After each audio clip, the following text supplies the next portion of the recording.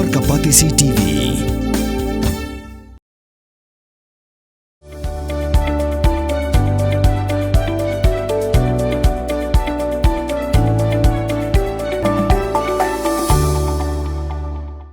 ₹10 mana ₹10.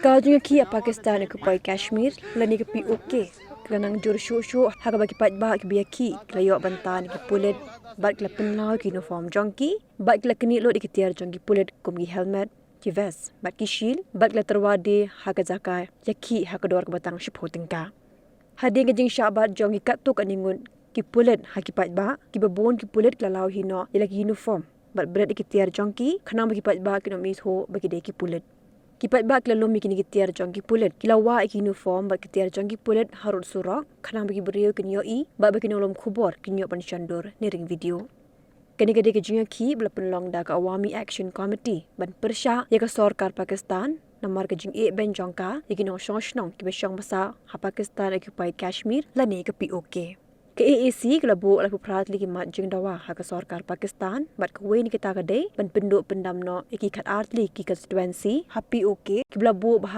kerpang na ke bentagi poiwer Kashmiri unoilam jong ke AAC ushakat nawasmir ulama ham lupaya ka sarkar jong Shahbaz Sharif ban penjur ke Nongïakhih hadu ba ka sarkar kan khalam lada ke jing dawa kim urlong ke Nongïakhih mentag lane kuma shitayautam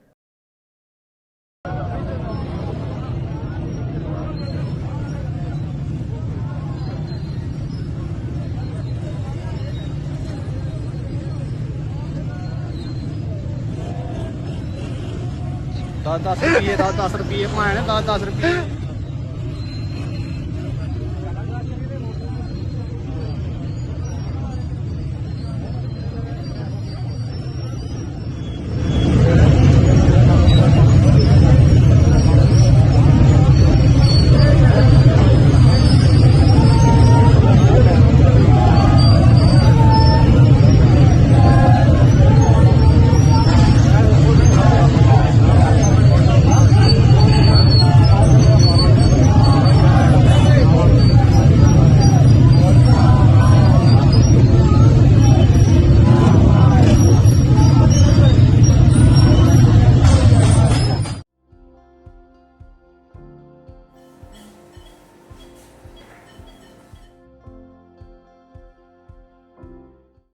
Hello everyone, this is Dr. Madan Kumar, working as an associate professor in Christian Medical College, Vellore, in Pediatric Respirology Department.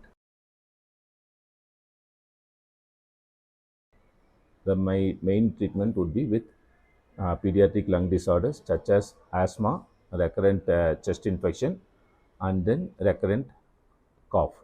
So the importance of this is if you diagnose it first and if you treat it properly, long term the child will have a normal life.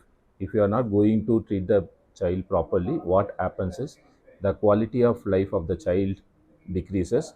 That is manifested like not studying properly, not playing properly, and not behaving properly. So when we try to treat these things, the respiratory infections properly, most of the times they get better and have a good quality of life.